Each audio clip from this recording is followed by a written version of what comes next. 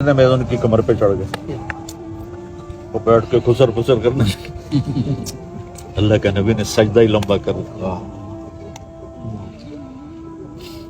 یہ نہیں ہاتھ مار کے ان کو گرا دیا ہو، سجدہ لمبا۔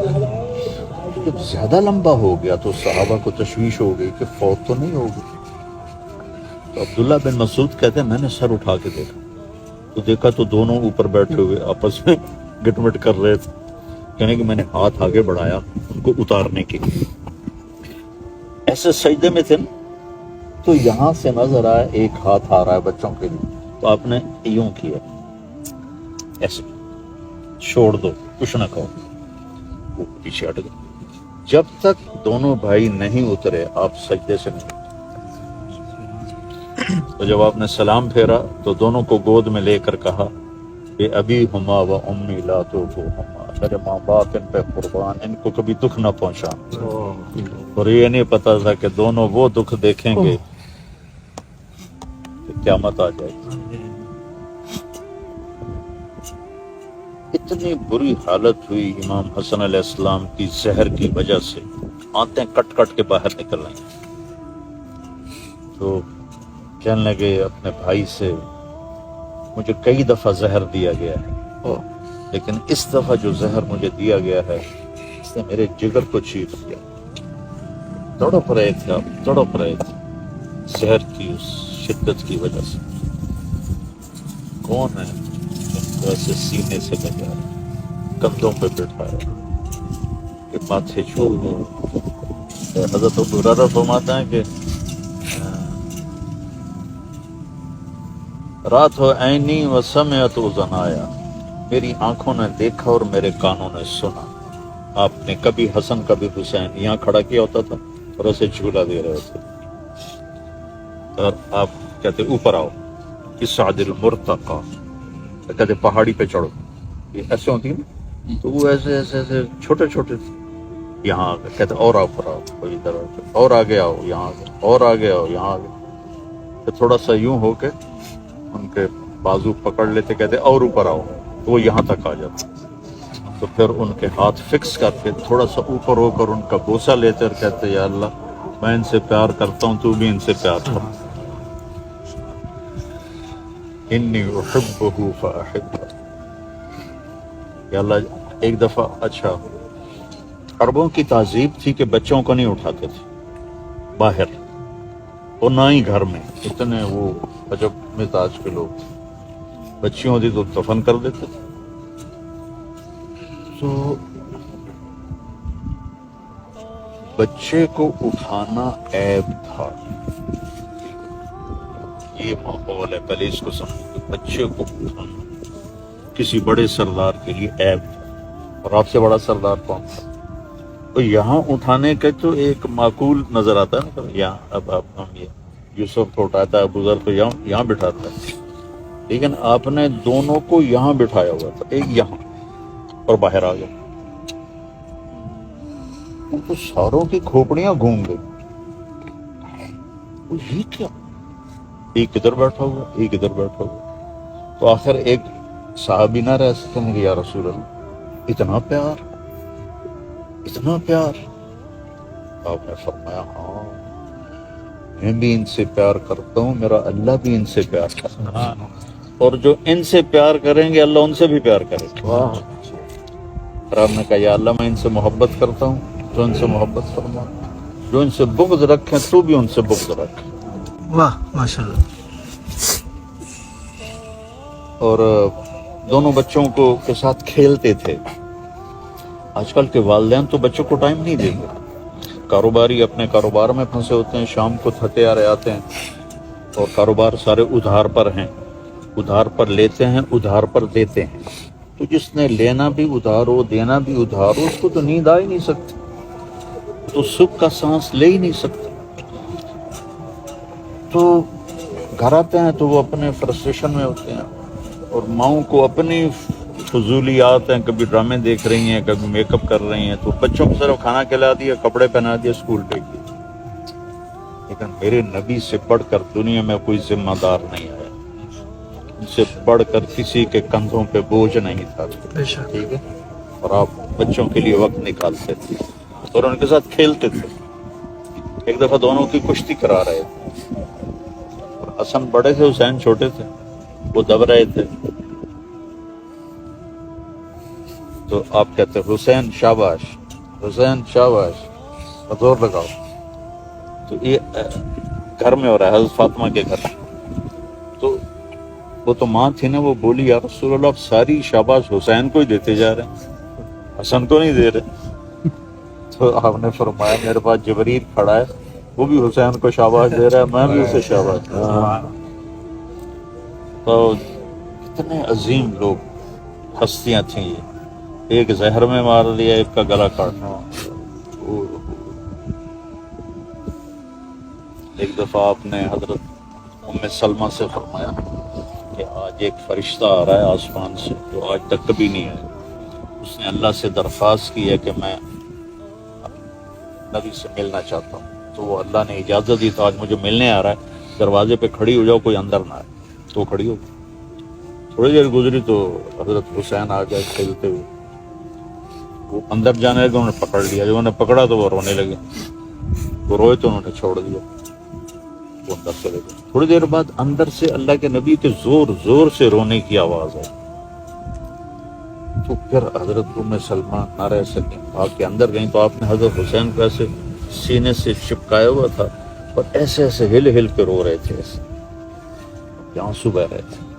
تو ام سلمہ نے پوچھا یا رسول اللہ آپ کیوں رو رہے ہیں، خیریت؟ کہا یہ جو فرشتہ آیا ہے کہ میرے بچے کو دیکھ کے اس نے کہا ہے کہ آپ کے اس بچے کو آپ کی امت قتل کر دے گی، اور مجھے وہ مٹی دکھائی ہے جس میں اس کا خون گرے گا. تو آپ نے وہ مٹی حضرت ام سلمہ کو دی، یہ وہ مٹی ہے جس کربلا کی مٹی جس میں اس کا خون گرے. تو 10 محرم کو عصر کے وقت شہادت ہوئی. تو حضرت ام سلمہ نے خواب دیکھا کہ آپ تشریف لائے ہیں اور مٹی مٹی، سارا سر گردالو، داڑھی گردالو، کپڑے گردالو. یا رسول اللہ کیا ہوا، آپ کا یہ حال کیسے ہے؟ کہا حسین کو قتل ہوتے دیکھ کے آ رہا ہوں.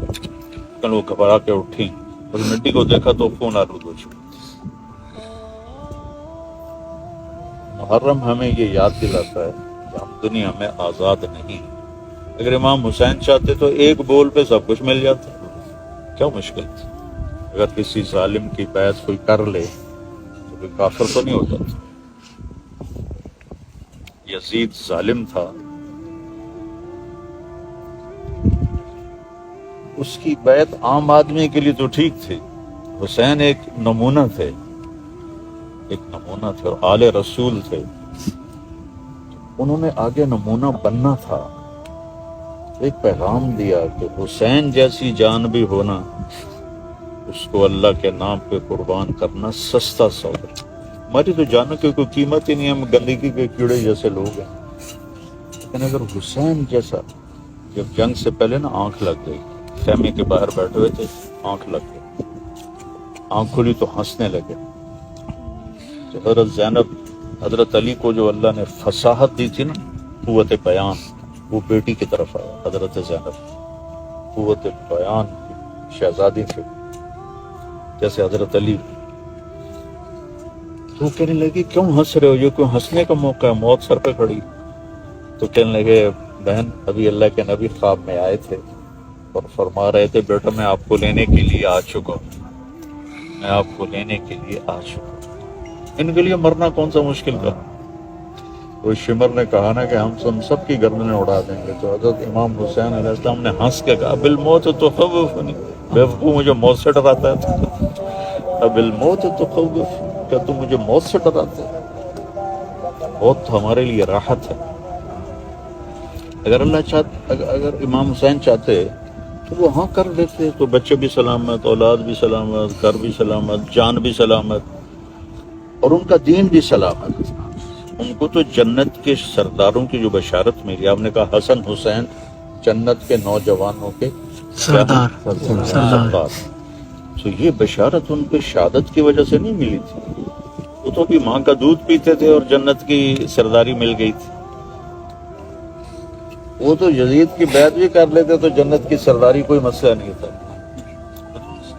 پہلے ہی طے ہو گیا تھا سارا، لیکن ایک پیغام دیا امت کو۔ مولانا ابوالکلام آزاد نے لکھا ہے کہ یہ دین قربانیوں سے چلتا ہے۔ تو پہلی قربانی اسماعیل نے دی اور چھری کے نیچے آ گیا، لیکن اللہ نے چھری کو چلنے سے روک دیا، نہیں چلی۔ پھر دوسری قربانی حضرت عبداللہ پہ آئی، ان کے والد ان کو ذبح کرنے جا رہے تھے، تو 100 اونٹوں کو دے کر ان کے گردن سے چھری ہٹا دی گئی، لیکن چھری نے چلنا ضرور تھا۔ جب حسین کی باری آئی تو چھری چل رہا، حسین کی باری آئی تو چھری چل رہی۔ تو یہ اصل میں نا اس کو رنگ دے دیا افسانوی۔ یہ تو ایک پیغام ہے کہ ہم نے زندگی اللہ رسول کی غلامی میں گزارنی ہے، یہ نہیں کہ ماتم کر لیا اور زنجیر زنی کر لی اور 10 دن جیسے ربیع الاول آتا ہے تو ہم عاشق رسول بن جاتے ہیں، اور جب محرم آتا ہے تو ہم سوگوار حسین بن جاتے ہیں، لیکن نہ کوئی زندگی بدلتا ہے، نہ کوئی اپنے قول کو بدلتا ہے، نہ فعل کو بدلتا ہے، کسی چیز کو بھی تو نہیں بدلتا۔ تو اگر ایسی سستی جنت ہوتی تو کیا ضرورت تھی حسین کو سر کٹانے کی بچوں سے؟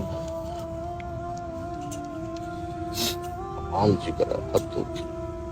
تو بھائیو، ہم ادھار لے کر آئے ہیں زندگی، کسی نے دی ہے ہمیں، اس نے واپس لینی۔ تو امانت اس طرح واپس کریں۔ مجھے وہ ایک حدیث یاد آئی، آپ گزر رہے تھے تو 2 قبروں پر سے گزر رہا تو آپ نے کہا ان کو عذاب ہو رہا ہے، اور کسی بڑی بات کی وجہ سے عذاب نہیں ہو رہا۔ ایک جو ہے وہ چغل خور تھا، چغلی اور غیبت ایک جیسی ہوتی تھی۔ غیبت میں صرف اس کی برائی مقصود ہوتی، اور چغلی میں ان کو آپس میں لڑانا مقصود ہوتا ہے۔ ایک کو 2 آدمیوں کو لڑا دوں، اس کو نمیمہ کہتے ہیں۔ تو غیبت ہے کہ میں وسیم کی خالی برائی اجمل کے سامنے کر دوں، اور نمیمہ یہ ہے کہ ان دونوں کو لڑانا چاہتا ہوں، کیونکہ ایک کو اس کی وجہ سے، اور ایک پیشاب میں احتیاط نہیں کرتا تھا، چھینٹے پڑتے تھے۔ تو اس حدیث سے میں یہ سمجھا کہ یہ جسم میرا نہیں ہے، امانت ہے۔ پیشاب کے چھینٹے پڑ گئے تو نہیں، میری چیز ہے، اس کو ناپاک کیوں کیا؟ میری چیز ہے، اس کو ناپاک کیوں کیا؟ یہ سارا ہر شے امانت۔ یوم تشہد علیہم السنتہم وارجلہم، قیامت کے دن یہ سارا میرا بدن میرے خلاف گواہی دے گا، یہ کیا، یہ کیا، یہ کیا۔